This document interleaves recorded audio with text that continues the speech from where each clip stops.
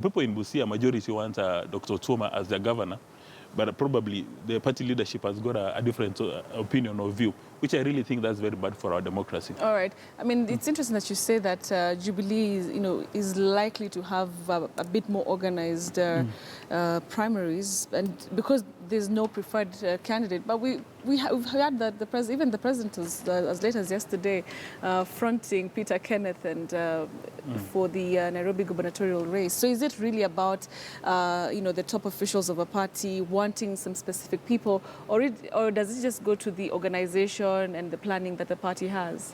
I've had the Jubilee Secretary General Raphael Tuju speak on many occasions, and unless he's also now joining the bandwagon of people who are just lying to Kenyans in a very deliberate manner, the way he describes how they're going to do their polls, it inspires some level of confidence. Like, for instance, he says that by 5 o'clock, everybody who's going to participate in the elections should be at the polling station.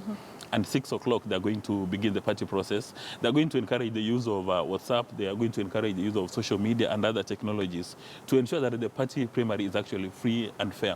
And you recall in all the political parties, they've indicated that there are two ways of you getting candidates, either through nomination or consensus. Still, at the end of the day, it's up to the president and his deputies to determine who's going to run. Yes. Like, for instance, you look at the case of Nairobi. The president is said to have endorsed Peter Kenneth at a funeral somewhere when he was in Muranga, and he said, pray for your son so that on Friday he gets a good deal in Nairobi. But we all know that for the longest time, the president and his deputy have indicated their open support for Peter Ken.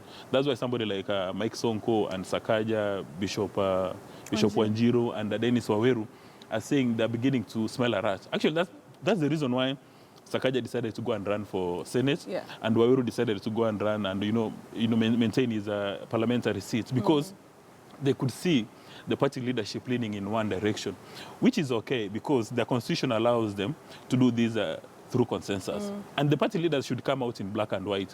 If they want Peter Ken, they should tell every other person that we want Peter Ken through consensus. Okay. And of course, these guys, Sakaja and company, it's not as if they're very happy with that decision, but they have to run with it. They don't have a political capital that they can stand on. But it's important